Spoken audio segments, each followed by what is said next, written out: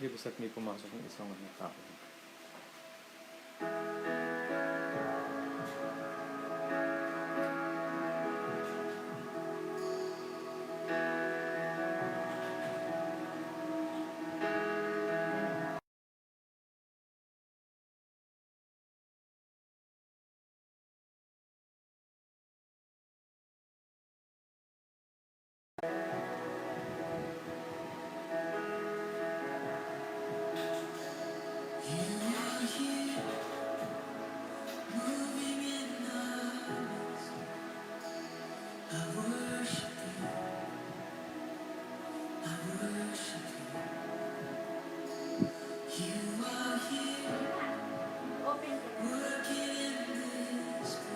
Sino pa?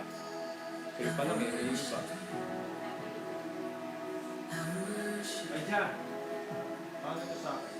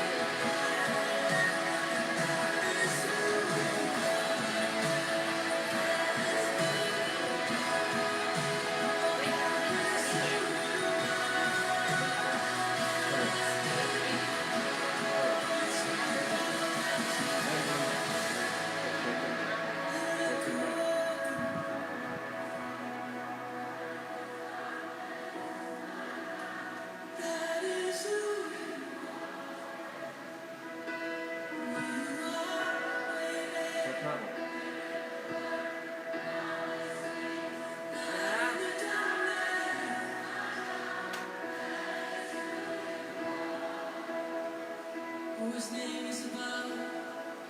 His name is above conversion. His name is above loneliness. Oh, his name is above disease. His name is above cancer. His name is above every name.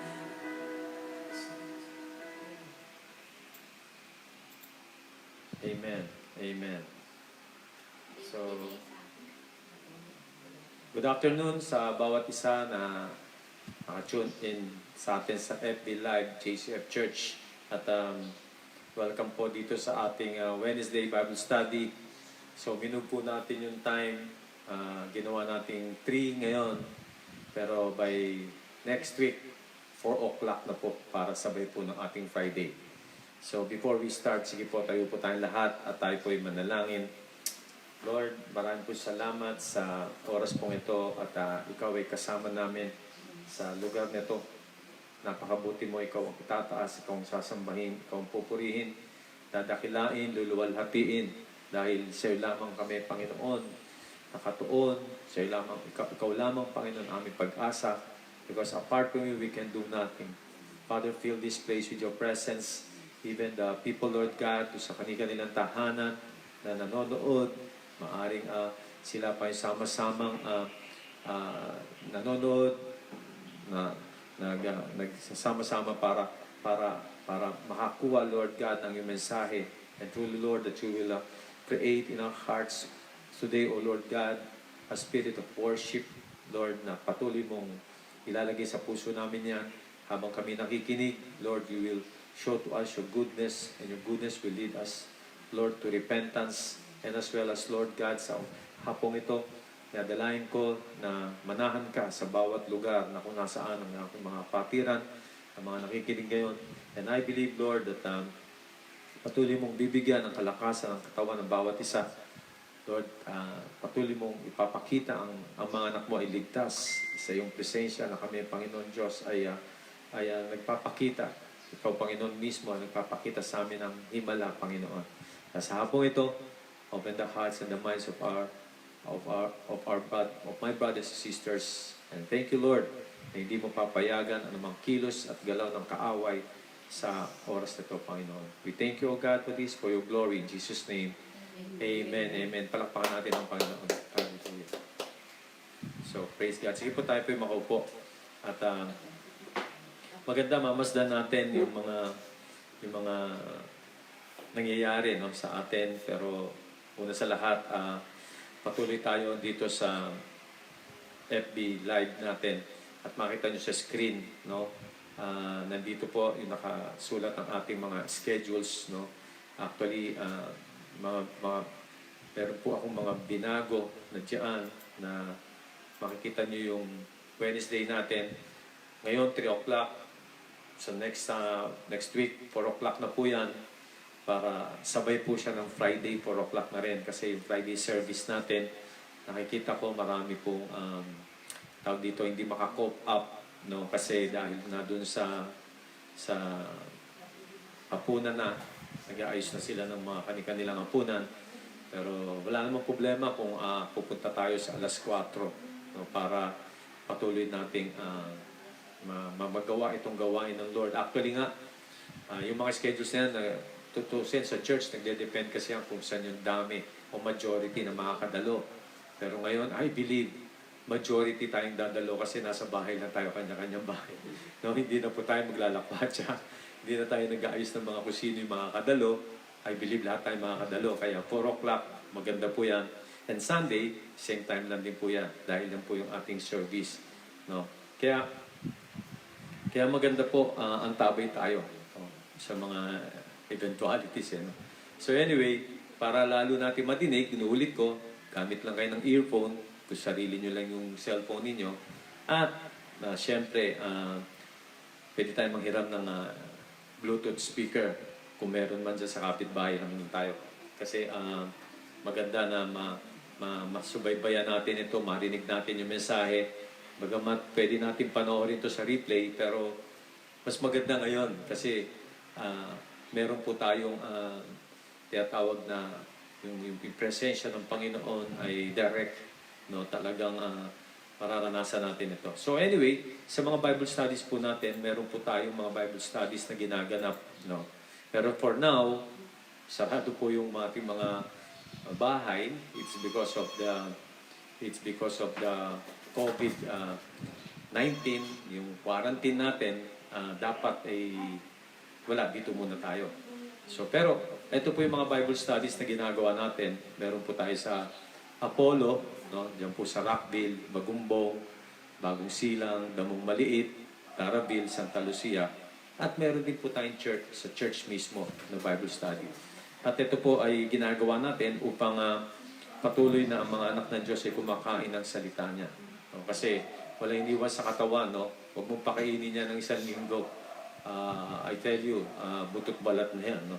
So I hope na lahat po tayo ay nasa mabuting kalagayan, katulad lagi ko po na sinasabi, na yung hope nito, yung inaasahan natin, yung expectation natin from the Lord ay dapat na magkaroon tayo ng pangunawa dito, na yakapin natin ito ng gusto.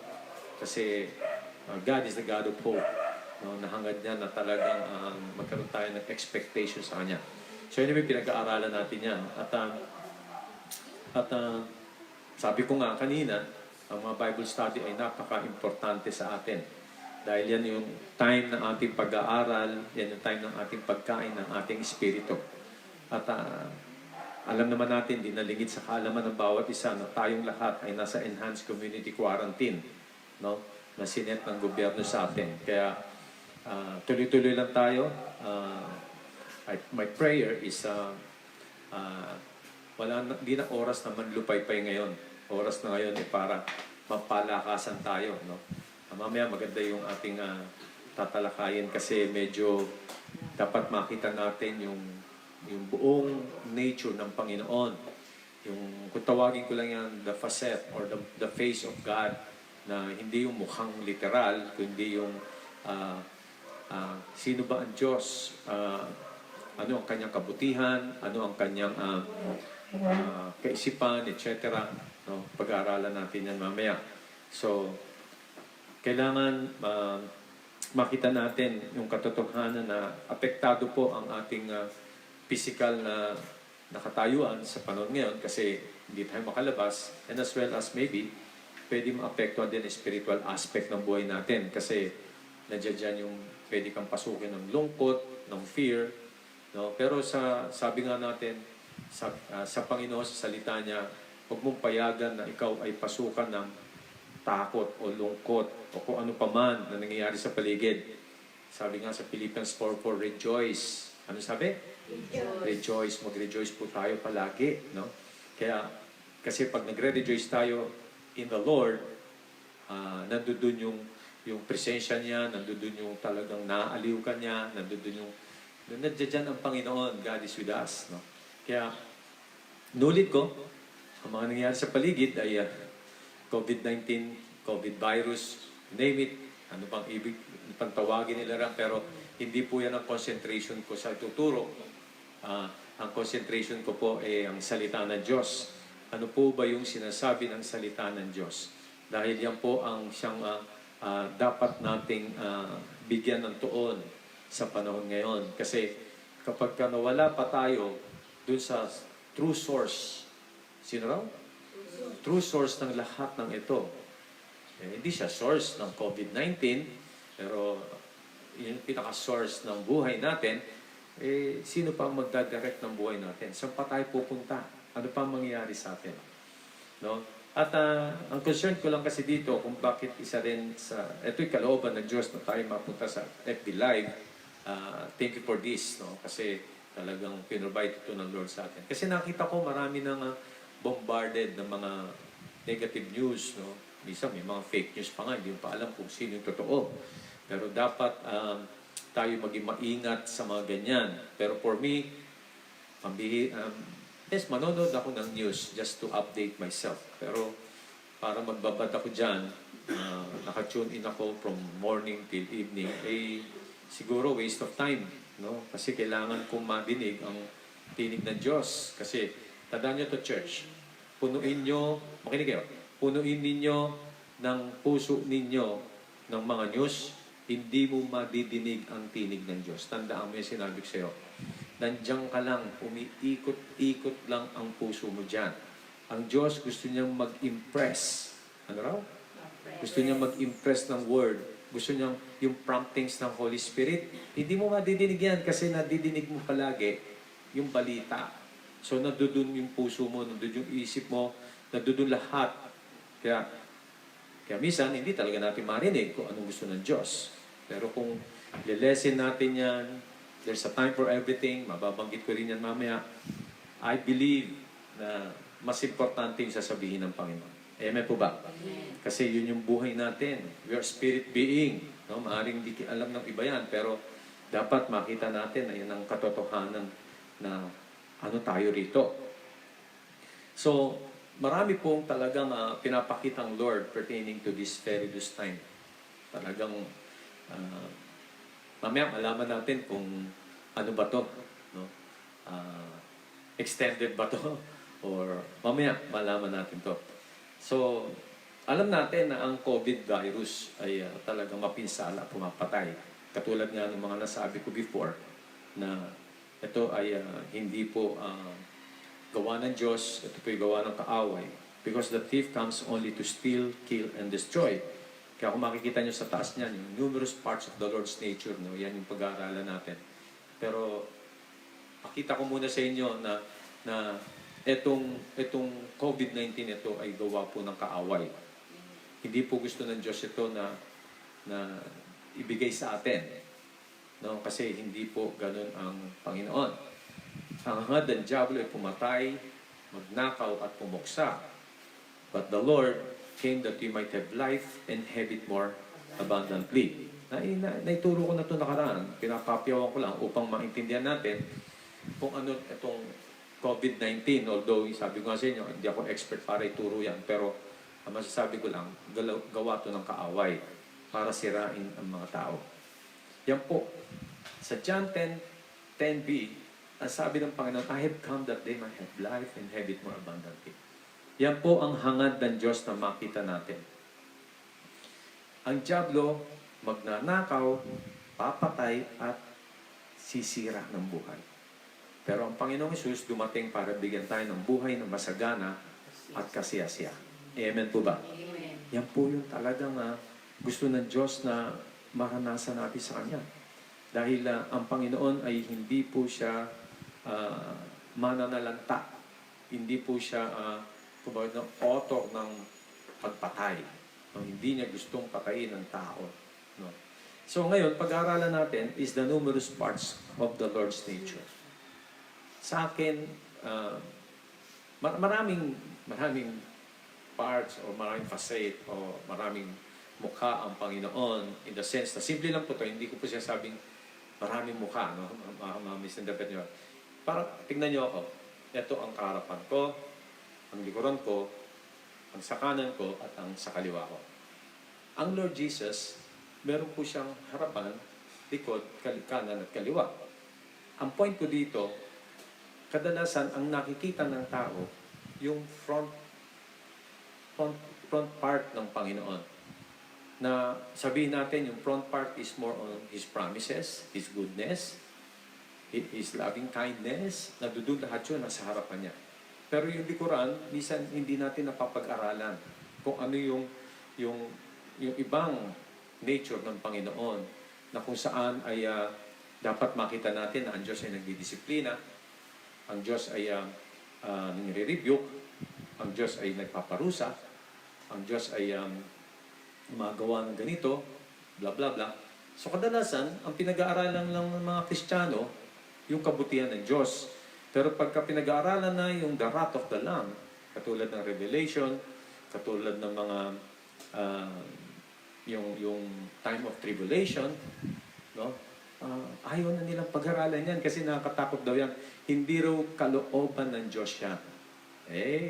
Punitin na natin sa Bible yan kung hindi natin na tatanggapin at ayaw natin pag-aralan yan. So mahirap yung ganon. Hindi tayo nag-aaral sa isang area lang ng Panginoon o sa isang party lang ng Panginoon. pag-aaralan natin ang lahat-lahat. Ano raw? Lahat-lahat. Ang lahat-lahat. Kasi dapat makilala natin siya ng gusto. Pagka pinag-aralan lang natin ang kanyang promises, ang kanyang kabutihan, pinag-aralan lang natin ang kanyang mga pinangako sa atin ng mga gandang buhay, paano kung dumating ang persecution? Hindi natin pinag-aaralan yon. Paano kung dumating yung time na dapat ay there's a time for everything. Mamaya mababanggit ko rin yan na iaadya ng Lord na dumating itong mga bagay nito. World War I, World War II. Paano kung dumating na nga yung mga yon at may darating ngayon na worldwide? Anong worldwide nito? COVID-19. O ano ngayon ang reactions mo dyan? Paano mo ngayon titignan ng Diyos? Paano mo sasabihin ng Diyos ay mabuti? Hindi mo alam na etong mga nangyayaring ito ay nakapaloob sa grace ng Diyos. Lahat ito is the grace of God. Even the wrath of the Lamb, even ang the wrath of yung sa 7 years tribulation. Yan ay nakapaloob sa grace ng Diyos. You know why? Kasi dinisign niya yan. That is His grace. Kaya huwag natin, parang yung grace, ipipiliin lang natin doon sa maganda. Hindi po, kahit sa kalungkutan, si Pablo po, ilang beses siyang hinagupit, ilang beses siyang nakaranas ng persecution, nakaranas ng hirap. Sabi pa nga ng Lord, in this world we will face many troubles. So, saan mo ilalagay yun? Is that the grace of God? Yes, that is the grace of God. Church, makinig kayo. Kasi ang grace ng Lord, lahat ito, simula hanggang sa eternity. That is the grace of God. Even yung parurusahan ng mga tao. Minsan, kinoconfine lang nila sa isang area lang, sa isang party lang, ang grace ng Lord. Doon sa kung saan mararamdaman nila ang ganda, ang buti. Sana kung ganon. Kaso hindi ganon. Ano gagawin natin? Hello? Hindi naman yung tinuturo ng Biblia. No? Yun ang tinuturo lamang ng mga tao. Kasi gusto nilang steer ang emotions ng tao. They want to win people. For what sense? Para sa kapakinabangan nila. Hindi nila wini-win ang tao para sa Diyos. Tandaan natin yun. Kasi tignan mo, pag itinuturo mo ang kabutihan ng Diyos at doon ka lang nakakonfine, paano kung dumating ang problemang matindi? Hindi mo hinanda ang mga tupa ng Diyos sa problema. Hindi mo hinanda ang mga tupa ng Diyos sa persecution. Hindi mo hinanda ang mga tupa ng Diyos sa COVID-19 kung dumating man ang ganito. So sila para silang analogy, para tayo nasa barn o nasa sheep pen na inalaga mo ang mga tupa. Hindi mo sila na-acquaint na merong mga lobo. Hindi yung lobo pagka birthday party, may lobo. Pero yung mga may lobo sa English. Hindi. Yung lobong kakainin yung mga tupa. Wolf ba yun? Hindi. Wolf ba yun? O sige. Yung mga lions and bear, nandiyan dyan sa paligid. We have to acquaint the sheep of the Lord sa mga bagay na pwedeng mangyari. Actually, nasa Bible naman yan. Pero ayaw nilang ituro. Dahil nakakatakot daw. May narinig pa nga ako Sabi ni isang Kristiyano, huwag mo ituturo nakakatakot yan. Hindi ka nalang pakikinggan. Kasi itching ears yan Kailangan yung gusto nilang marinig, yun lang Gusto nilang marinig sa, ang Diyos ay mabuti. Yes, napakabuti. Ang Diyos ay hindi na mamalo. Ang Diyos hindi nagdidisiplina. Ang Diyos ewan ko. Pero hindi po ganon, no? Pag-aralan natin ng tama. So ako meron lang dalawa na part ng Lord na gusto ko lang isabihin. Pero madami po yan, no? Pero hindi ko po makwento, hindi ko pa ma-share lahat. Pero una-una, two of the numerous parts of the Lord's nature is yung His goodness pertains to His promises. Ito yung mukha ng Diyos, yung parang kaharap. Sinasabi ko kanina, nakadalasan pinag-aaralan natin ang kabutihan ng Diyos. Pinag-aaralan natin yung itsura niya na maganda, itsura niya na nakatawa, itsura niya na talagang hindi mabinibaby mga Kristiyano, kundi inaalagaan ng gusto, marami siyang pinapakita mga mga promises, mga pagpapala, lahat ito. Actually, doon mo makikita yon. Pero isang part dito, a part that is not contributing to our view, but that is the Lord. Ano ibig sabihin dito? Merong part ng Lord, no, ng isang nature niya na maaring hindi to conducive sa yung pananaw, hindi to para bang hindi to makakadagdag sa yung kaalaman o sa iyong view. Pero ito yung Lord. Parang ito yung bagay na parang hindi mo gusto na ang gagawin ng Panginoon o ipapakita ng Panginoon. Remember, puntahan natin muna yung His goodness pertains to His promises. Doon muna tayo para makita natin ito. Kasi ito yung bagay na dapat nating maunawaan. Pero ito, tinuro ko na ito nakaraan. So, may mga written words about the goodness of God. No, katulad na sa Psalms 145 verse 9, ang Panginoon ay mabuti sa lahat at ang kanyang awa ay nasa lahat niyang ginagawa. Napakabuti ng Diyos. Maawain siya lahat. Is slow to anger, abounding in love, you name it, napakadami yan. Even Psalms 86 verse 5, sapagkat ikaw, Panginoon, ay mabuti at mapagpatawad, sagana sa tapat na pag-ibig sa lahat ng sa iyo ay tumatawag. So nakikita mo yung goodness ng Lord. Sa lahat ng taong tumatawag sa lahat na nakipagrelasyon, ikaw na nakikipagrelasyon, ikaw na nakikinig ngayon, ay buong-buo mong madadama ang pag-ibig ng Diyos. Dahil yan siya yan eh. Yan ang Diyos. Napakabuti niya. Actually, ito, pinag-aralan natin ito nakaraan, itong mga verses na ito, na nabanggit ko na itong mga ito. Pero sa James 1:17, ano pa sinabi ron? Ang bawat mabuting kaloob at ang bawat sakdal na kaloob ay pawang buhat sa itaas. All good gifts comes from God. Na gagaling sa Ama ng mga ilaw, na sa Kanya ay walang pag-iiba o anino man ng pagbabago. So, napakabuti. Lahat ng mabuti ay nanggagaling sa Panginoon. At ito ang Kanyang desire na ipadama ang kabutihan niya. Ano pa sinabi niya? No? Not only to that na talagang siya'y mabuti, kundi ang kabutihan niya ay dadalhin tayo sa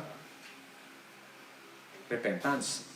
The goodness of God leads to repentance. In 2 Peter 3:9, na pag-aralan na rin natin ito nakaraan, ang sabi dito, hindi mabagal ang Panginoon tungkol sa kanyang pangako.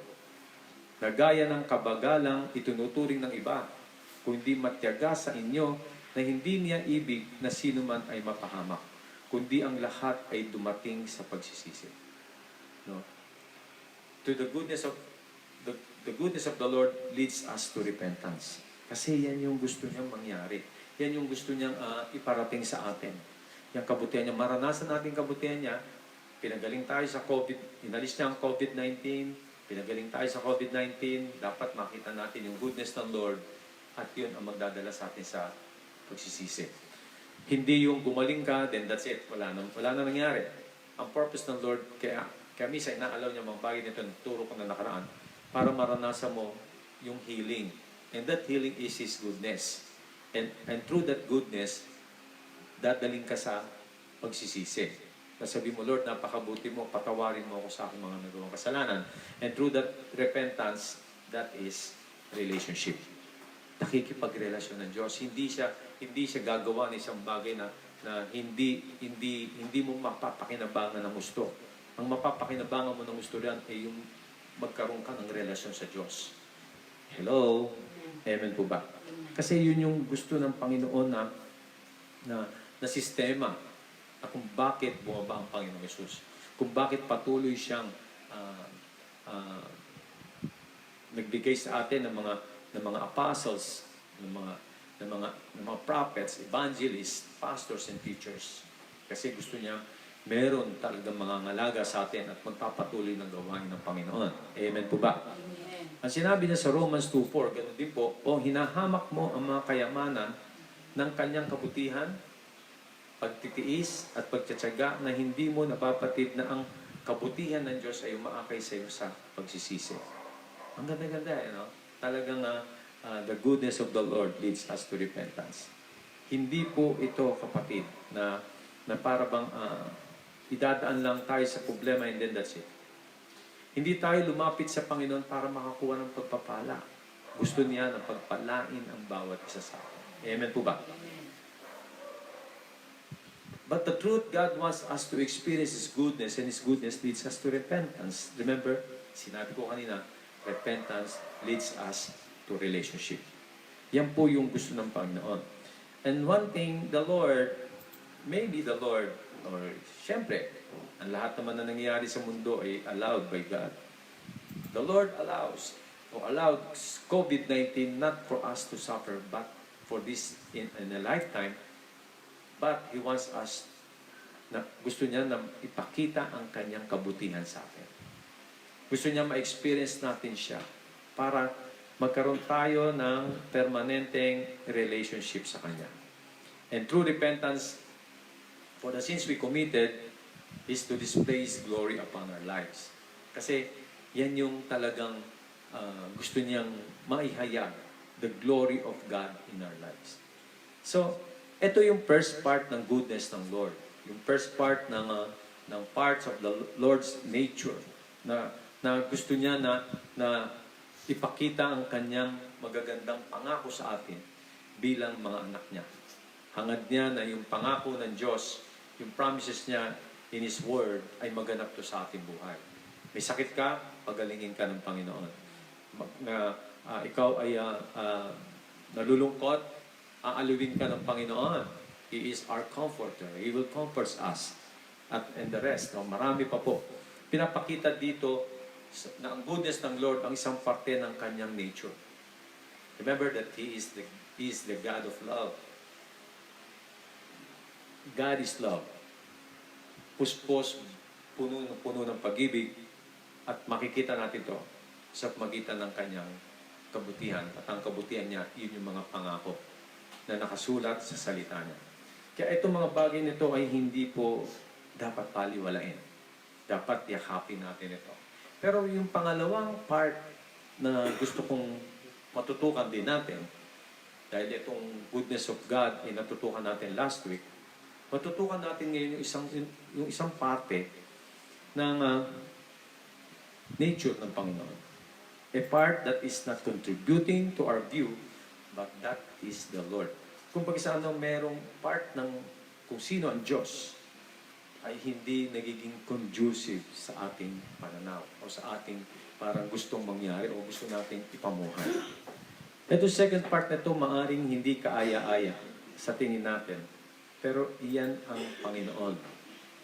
No? Para bang ganito, nangyaring World War II, World War I, World War II. Pero, katulad na sinabi ko kanina, excuse me, pero ano yun? Di ba? Sino may gusto nun? World War I, World War II. Sino may gusto ng worldwide na virus na to? Dalasan, epidemic lang eh. Nagkaroon lang ng outbreak sa isang lugar. Pero ngayon, worldwide na to. Sino may gusto niya? Wala pong may gusto niya. Pero, ito nga ang gusto kong sabihin. Pero wag niyo akong mamimisinterpret kasi sinabi ko nga sa inyo, kung ako tatanungin niyo, gusto ko magaling na tayo kahapon pa. Gusto ko lahat tayo maalis na dito sa sitwasyon nito. Itong COVID-19 ito, dapat tapos na to. Yan po yung nasa puso ko. Kasi ang hirap din, no? Isipin mo, lagi tayo nasa loob ng bahay. Ano pa gagawin natin? Parang wala tayong kalayaan. Parang bang nasukol na tayo dito. Pero, ako sa akin, gusto ko malaya tayo. Nakakaikot tayo, nakakapunta tayo kahit saan-saan. Nabibigyan natin ng ganda yung buhay natin. Lumalago tayo. Nagagawa natin yung dapat gawin. No? Nag-i-improve tayo. Mga estudyante, nag-aaral, nakakatapos sila. Tayo, nagagawa natin yung pinagagawa ng Panginoon. Sino may gusto nito? Ako, I tell you, ayoko to. Ang gusto ko, malaya tayo. Sabi mo sa katabi mo, gusto ni Pastor, malaya tayo. Yung po yung gusto natin. Pero, ito ang gusto kong makita natin. Yung pangalawang part ng nature ng Panginoon. paano kung inantala ng Lord ang COVID virus? Ibig sabihin, pinahaba niya ito. Itong senaryo nito na, kasi marami tayong kinoconfess na mga God wants to heal our land. If we confess, He will heal our land. That God will remove this virus, no? Sa buong mundo. Kalooban ng Diyos yun. Design niya yun. Pero ang tanong ko minsan, sabi ko nga sa Lord, sabi ko nga sa mga worship ministry, nung worship ministry team nung Monday, bakit hindi natin tanungin ng Lord kung ano nasa isip niya? Bakit hindi natin alamin sa Kanya, Lord, ano ba yung plano mo dito? Almost 2 weeks na to sa Pilipinas. O sabihin natin, pumutok na sa buong mundo nung March 15. Diba? Mag-April na. Almost 2 weeks na talaga. Pero up to now, hindi pa nalilinis ang buong mundo. Ako, minixin nyo, hindi ko sinisisi ang Diyos diyan. Hindi ko sinasabi, Lord, ba't ganun ka? Ba't hindi mo gawing malinis na ang buong mundong ito? Then tapos na, wala na kaming problema. Pero ang sabi ko, this is the second part ng nature ng Lord. Paano kung gusto niyang iantala? Paano kung gusto niyang palawigin? O paano gusto niya extend? No? Ano ngayon ang ating isipin patungkol dito sa Panginoon? Nulit ko, wag niyo ako ma-misinterpret dito. Gusto ko mawala lahat ito. Pero paano kung hindi yan ang iniisip at hindi yan ang gusto ng Lord? Hello? Naintindihan po ba natin? Paano nga kung ang gusto niya ay i-extend? Ano magagawa natin? Kaya nga sabi ko sa inyo, nung dumating ang World War I, World War II, yung 70 AD na nagkagulo, no? At least yun, ano lang yun, isolated lang. Pero ito, worldwide, no? Magkagera. Sino may gusto niya? Pero, at inalaw ng Lord. Ang dahilan. Hello? Dapat maintindihan natin yung iniisip ng Diyos. Huwag nating intindihin minsan yung gusto lang nating isipin. Kasi, ang point ko dito, kung dumating man ito, extended, humaba, hindi natin alam kung hanggang kailan. Ano ngayon ang kondisyon ng puso mo patungkol sa Diyos? Ano ngayon ang puso mo pertaining sa salita ng Diyos? Magtatampo ka ba sa Diyos? Tatayuan mo pa rin ba ang Panginoon? Remember, there's a time for everything.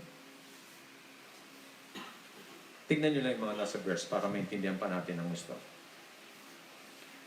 Romans 9:14-18. Para makilala natin ang gusto ng Diyos. Sabi mo sa katabi mo, maganda makilala natin ang Diyos. Amen, amen, amen. So, Romans 9:14-18. Ano nga ang ating sasabihin? May kawalang katarungan ba sa Diyos? Huwag nawang mangyari. Sapagkat sinasabi niya kay Moises, ako'y maawa sa aking kinakaawaan at ako'y mahabag sa aking kinahabagan. Sa verse 16, kaya ito ay hindi ayon sa kalooban o pagsisikap ng tao, kundi ayon sa habag ng Diyos. Tandaan po natin yan. Tapusin ko lang yung verses. Sa verse 17, sapagkat sinasabi ng kasulatan kay Paraon, dahil sa layuning ito ay itinaas kita upang aking maipakita sa pamamagitan mo ang aking kapangyarihan at upang ang aking pangalan ay maipahayag sa buong lupa. Verse 18, kaya nga, siya'y may awa sa kanyang maibigan at kanyang pinagmamatigas ang puso ng sino mang kanyang maibigan. Take note, ano ang mensahe nitong Romans 9:14-18? Kung ano ang gusto ng Diyos, walang magagawa ang tao. Sinabi niya to, kailangan makilala natin siya. Dumating ang World War I. Yan ang pinaka-example ko na. Dumating ang World War I, World War II. Sino may gusto niya? Gusto ba natin yan? Ayaw natin yan. Gusto ba ng Diyos yan? Ayaw din ng Diyos yan. But, bakit niya inalaw? At tanda natin yung World War II. 1939 to 1945. Ang haba, 6 years na gera yon. World yun. Sino yung last week or 2 to 3 days ago, nakahiga ako dito sa sopa, nag-click ako sa YouTube at pinanood ko yung mga nangyari sa World War I. Napunta ako doon. And then after that, may in-impress ang Lord ako. Sa akin, akyat ako sa taas, nag-pray ako. Sabi ko, Lord, anong gusto mo makita ko dito? Nakita ng Panginoon na nangyari itong mga bagay na ito. Remember, COVID-19 is worldwide. Hello? Pandemic po ito. Kaya kung titignan mo, kung i-allow ng Lord at gugustuhin ng Lord, wala naman tayong magagawa. But the point here is this. This is His plan. O plano niya, o may gusto siyang gawin, o kung ano pa man to, wala tayong magagawa. Kaya nasabi sa salita ng Diyos, ang sabi niya dito, kaya nga siya'y may awa sa kanyang maibigan at kanyang pinagmamatigas ang puso ng sinumang kanyang maibigan. Kaya nga kung titignan mo, verse 16, kaya ito ay hindi ayon sa kalooban o pagsisikap ng tao, kundi ayon sa habag ng Diyos. Everything depends on the Lord. Hello? Siya ang mimi-ari nito. He is the creator. Siya yung nag-create ng lahat ng ito. Tayo, recipient lang tayo. Hello? At ito ang gusto kong makita natin, church. Gusto ng Diyos, gustuhin natin to. Amen po ba?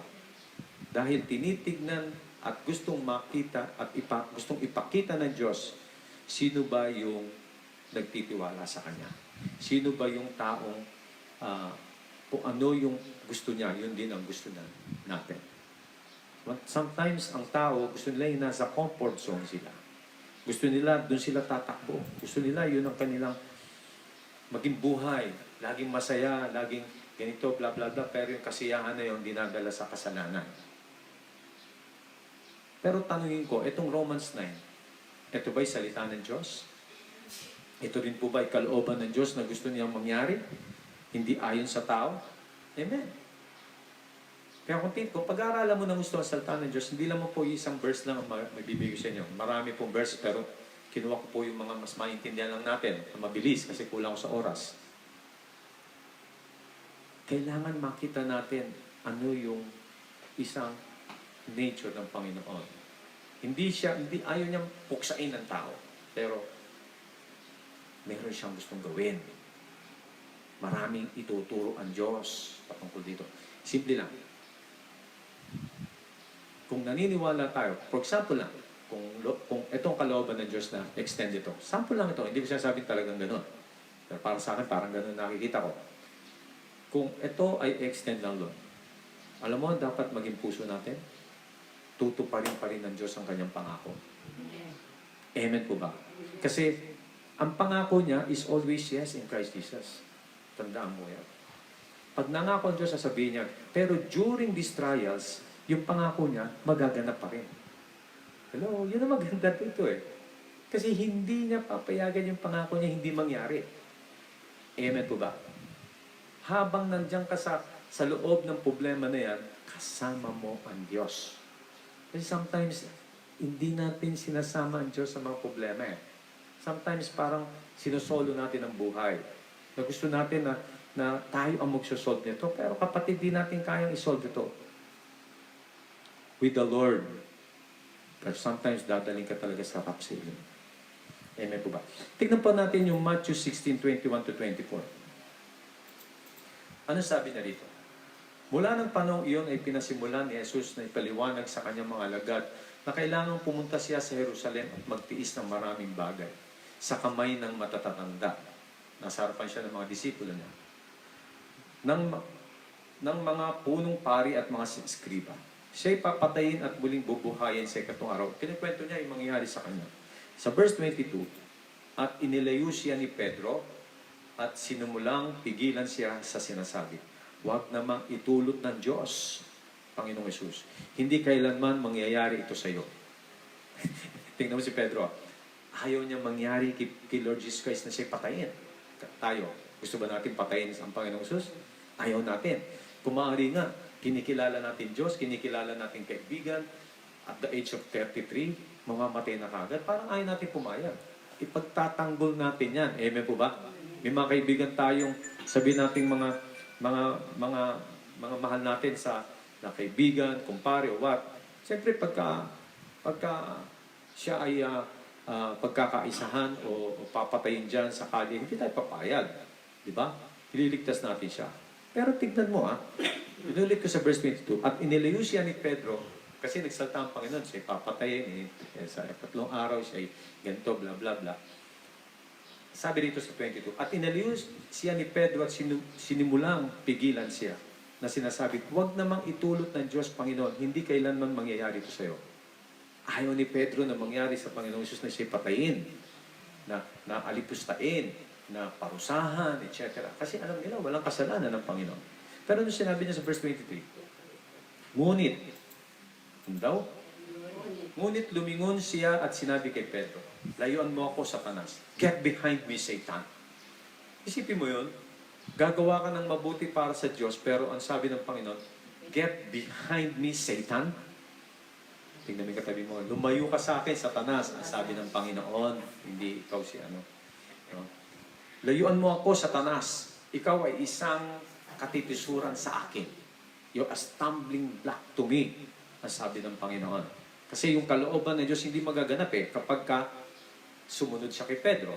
Sabi niya, ulitin ko, ikaw ay isang katitisuran sa akin sapagkat hindi mo iniisip ang mga bagay ng Diyos, kundi ang mga bagay ng tao.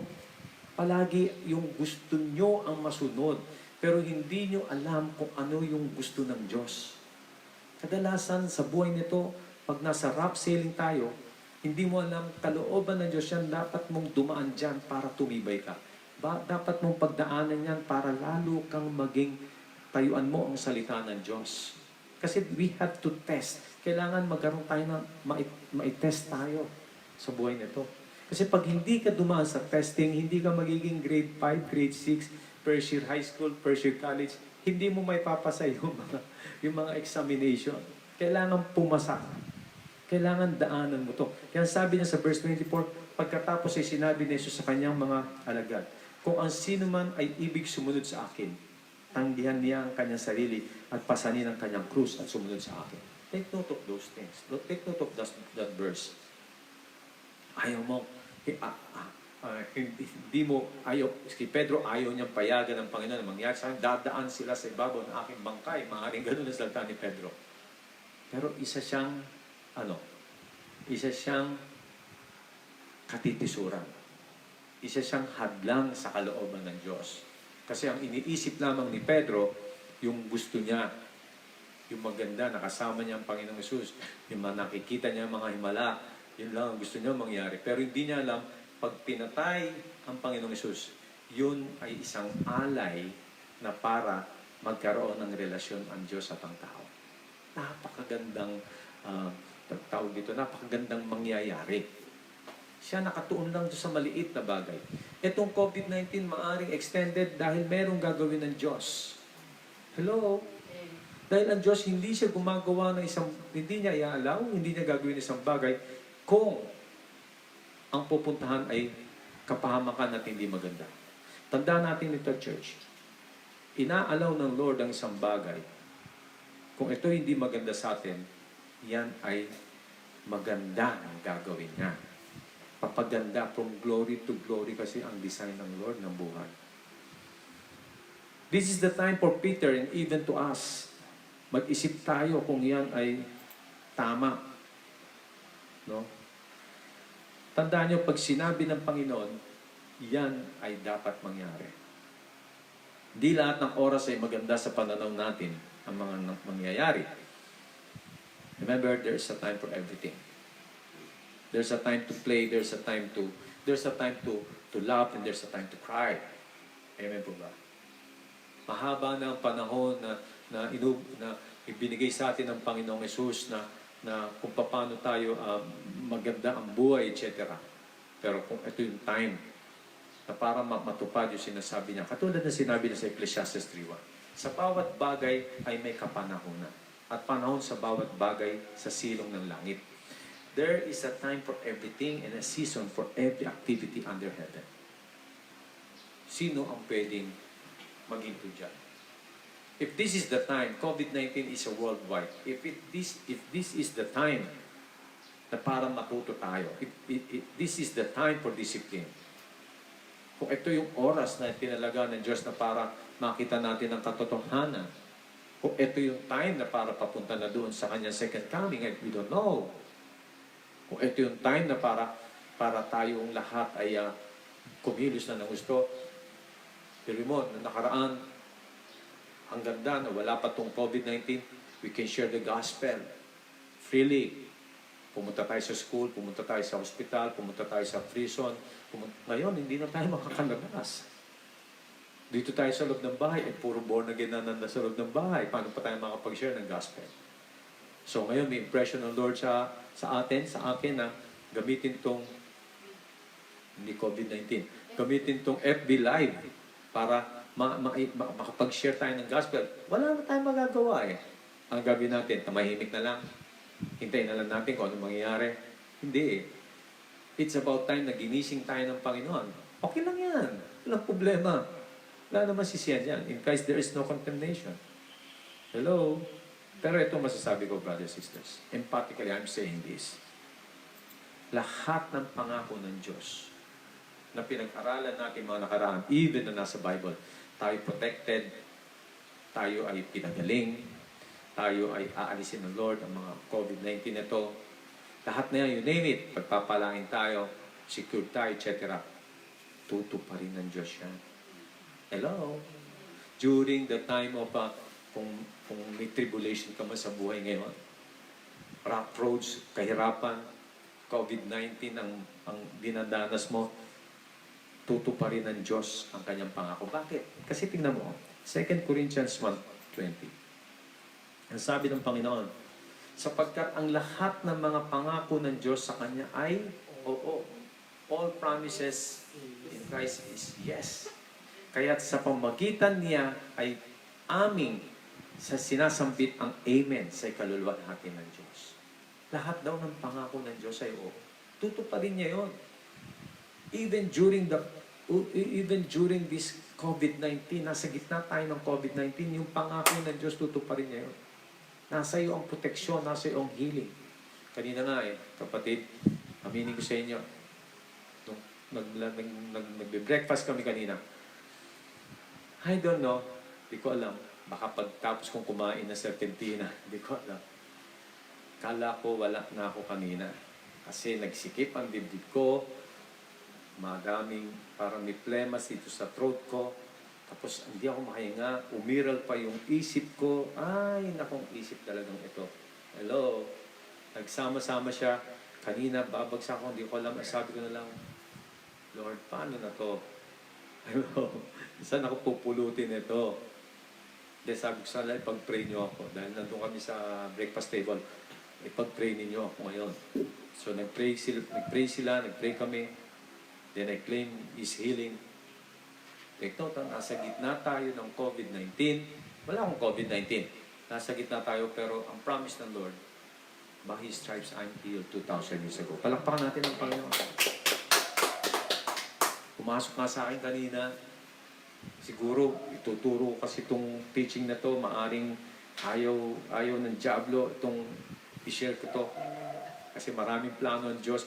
May mga sasabihin pa Lord Friday, Sundays, tuloy-tuloy na po ito, kapatid. Kaya antabay tayo, maging excited tayo sa mga gawain ito. Dahil marami tayong mapapakinggan na ano yung kinoconstruct ng Lord sa puso natin. Kailangan natin itong makuha. Amen po ba? Sabi mo sa katabi mo, kailangan natin ito. Huwag kang papaayag na mamiss mo ang mga pag-aaralan natin every Wednesdays, Fridays, and Sundays. Ano pa sinabi niya sa Isaiah 55:8-9? Sapagkat ang aking mga pag-iisip ay hindi ninyo mga pag-iisip. My thoughts is not your thoughts. Ni ang inyong mga pamamaraan ay aking mga pamamaraan, sabi ng Panginoon. My thoughts is not your thoughts. My ways is not your ways. Sabi ng Panginoon sa verse 9, sapagkat kung paano ang langit ay higit na mataas kaysa lupa, gayon ang aking mga pamamaraan ay higit na mataas kaysa inyong mga pamamaraan, at ang aking mga pag-iisip kaysa inyong mga pag-iisip. My thoughts is higher than your thoughts, and my ways is higher than your ways. Sometimes, deklarado ito ng salita ng Diyos. Sometimes, hindi natin maabot, hindi natin makomprehend, hindi natin ma-visualize or whatever kung anong iniisip ng Diyos. Just ask Him, Lord, ano yung plano mo? Ano yung gusto mo? Pero kailangan maintindihan natin ito. Huwag nating payagan na masingitan tayo ng kaisipan na pinabayaan na tayo ng Diyos in times of trouble. Kasi hindi pinag-aaralan kung ano ang dapat isipin, ano ang dapat tayuan. Hindi pinag-aaralan yung mga persecution, troubles in life. Ang pinag-aaralan lagi is the grace of God pertaining to His goodness. Walang masama doon. Ito lamang ang kabutihan, ito lang ang dapat nating yakapin. Kasi pag narinig yan ng mga congregation, baka ngayon, 40,000 yung ma-attend, baka pagdating nung marinig nila yan, 40 na lang ang ma-attend. Tayo-tayo na lang. Ano ngayon kung 40 na lang? Ang importante, share mo yung word. Amen? Share mo kung sino si Jesus. Kasi pinipili kasi natin yung isi-share natin Mahirap yun. Huwag natin gawin ganon kasi church, leaders of the church, even pastors, lahat accountable po tayo dyan. Totoo po yan. Kaya mas maganda magturo tayo kung ano yung sinasabi ng Panginoon. Hindi tayo perfect. Kahit ako hindi. Kaya lang, it's about time na puntahan natin kung ano yung gusto ng Lord. Kaya nga kung ang titignan natin, isa sa mga mukha o parte ng nature ng Lord, makikita natin mapupuntahan natin yung kabuuan ng Panginoon. Kung ituturo natin isa-isa. Kung dumating man sa panahon natin ng ganitong pangyari na worldwide, katulad nga sabi ko kanina, World War I, World War II, sino magka-question sa plano ng Diyos? Sino ang magsasabi, Lord, bakit mo inalaw ito? Tandaan niyo, church, lahat nangyayari sa mundo, maliit man o malaki, allowed by the Lord. Tandaan po natin yan. Huwag natin payagan na ang Diyos ay hindi alam ito or ang Diyos siyang author naman ito. Hindi lahat siya mga author. Dapat pa tayong magtampo at manghinawa sa Panginoon dahil hindi nangyari ang kanyang mga pinangako sa atin. Yun ang tingin natin, hindi nangyari mga pinangako niya sa atin. Sa atin, ang sabi nga niya, all His promises is yes. Amen? Remember, pa rin niya ang kanyang pangako.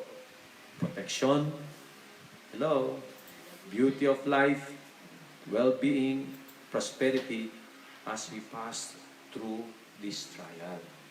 Naintindihan po ba natin yon? Ano ibig sabihin yun?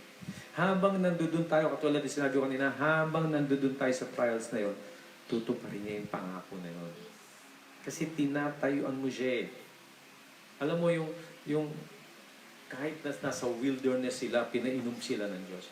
Kahit na nag-aalumpait sila, nagagalit na yung mga tao, pinakain sila ng mga pugo. Ang mga damit nila ay hindi nagasira.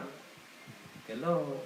Yung mga taong hindi makatiis, yung mga taong hindi tinayuan ng salita ng Diyos, yung 10 tribo, 20 pataas, hindi nakapasok sa promised land, namatay sila sa wilderness.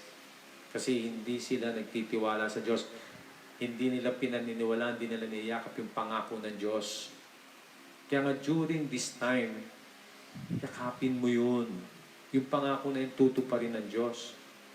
Kadalasan tayo ay nakatingin lang sa mga magagandang dapat na makuha natin sa Panginoon, yung promises. Hanggang doon lang kasi ang natutunan natin Doon lang tayo nagbabad.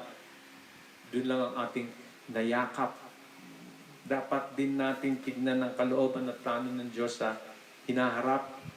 Ito man ay maganda sa paningin natin o hindi. Kailangan, open tayo sa lahat ng nasa salita ng Diyos. Even the wrath of the Lamb. Tinuro ko na sa church yan. Even the persecution. Even tribulation, 7 years tribulation, problems, etc. Pinag-aralan na po natin yan. Kaya maganda na napag-aralan natin to at i-apply natin to during this time, this perilous time na katulad nito. We should also look to God's will and plan in the future. Kailangan din natin tignan yung plano, yung kalooban at plano ng Diyos ay naharap. Hello? Kung ito ay ina-align ng Lord, okay lang to. Pero kung ito ay para tayo tumibay, sige lang. Kadalasan, ang mga gusto natin ay palagi tayo sa comfort zone pertaining to our gain. Kung ano yung magiging natin. Hindi kaya nating magtiis for the plan and good purpose of the Lord para sa magandang buhay. Remember, sa plan ng Lord, kasama ang rough sailing. Hindi palagi smooth sailing. Hello? Kasi pagka puro smooth sailing, puro smooth ways, puro ganun na lamang, madulas yun. Puro smooth eh. Baka pagdating sa dulo, mauntog ka. Hello. Di po. Let us remember, in the Lord's plan, we will all pass through or experience rough sailing, not always in the smooth way. Meron pong rough sailing talaga. May experience tayong ganon. Kasi yan ay kalooban niya. Tandaan mo si Pablo, si Pedro, si James, all of them. They're under the grace of God. They're under the last days. Hello? Under the dispensation of the Holy Spirit. Sila Pedro, sila Juan, lahat sila. Lalo na si Paul. At tayo, nandun din tayo sa days na yun. Jesus Christ is the same yesterday, today, and forever. So, anong pagkakaiba niyan? Walang pagkakaiba yan. Sa magitan ng trials na ito, per se, itong COVID-19 virus na ito, may dinidevelop ang Lord sa kanyang church. Sino naniwala ro? Taas mo kamay mo. May dinidevelop, ulitin ko, may dinidevelop ang Lord sa kanyang church, sa kanyang mga anak. Marami. And God willing, pag-aaralan natin yan sa mga susunod. Hindi ko naman may tuturo ngayon yan. Pero dapat makita natin, mayroon siyang dinidevelop. Meron siyang ituturo, meron siyang gustong ipagawa sa atin. Hello? Ang dapat gawin natin sa time na to ay patuloy tayong manalangin. Ano raw? Patuloy tayong manalangin. Alamin natin sa Lord kung ano yung plano niya patungkol dito sa COVID-19 na to. Sumunod sa Lord kung ano ang nasusulat. Hello? Kung ano ang sinasabi ng salita ng Diyos, sumunod lang tayo. Huwag na tayo makipag-argue. Huwag na natin sabi, ayoko yan, ito lang gusto ko. Wala. Tandaan natin, ang Lord, nagsaya rin dito sa lupa, kasama ang kanyang mga disipulo. Hello? Nagpakita siya ng mga himala. Gumawa siya ng mga pagpagaling sa mga tao. Pinakain niya mga tao, libo-libo. Pero dumating din yung time na kalungkutan naman ang naranasan. Kinuha ng mga Romano. Pinaghahampas, pinagpapalo, pinahiya, winasak ang katawan, pinatay sa cross. There's a time for everything. But meron niyang gagawin ng Diyos. Yan ang dapat nating ilagay sa isipan natin. Hindi porket pag dumating na tayo sa isang problema, this is the end of the world. Ayoko na, hindi na ako tutuloy pa. That's wrong. Hindi po ganun ang disenyo ng Lord. Sabi mo sa katabi mo, hindi ganun ang disenyo ng Lord. Remember, this is the time for us to be used by God in His kingdom. Sa paano? Let's share the gospel. No? Paano, Pastor? Dito. Sabi ko nga sa inyo, Church, JCF, puntahan ninyo ang inyong cellphone, puntahan ninyo ang inyong addresses, sabihin nyo sa kanila, i-add ko kayo sa FB Live namin, JCF Church, makinig kayo, then we will share the Word of God to you, and then, that's it. may gagawin ng Diyos. You will receive His promises. Makikita nyo kung paano harapin itong buhay nito. Then, while sharing the gospel to FB Live, mag-devotion tayo. Mag-pray tayo. Intercessory prayer, prayer and fasting. By the way, Saturday, 9 a.m. to 4 p.m., pray and fasting tayo. Invite natin lahat sila. And for them to receive the Lord. Amen po ba? Ang participation po ng Kristiyano sa time nito ay manalangin po tayo. At sumunod po tayo sa ating government. Lagi ko po sasabihin yun. Pag sinabi, huwag na kayo lumabas, lockdown, lockdown. No?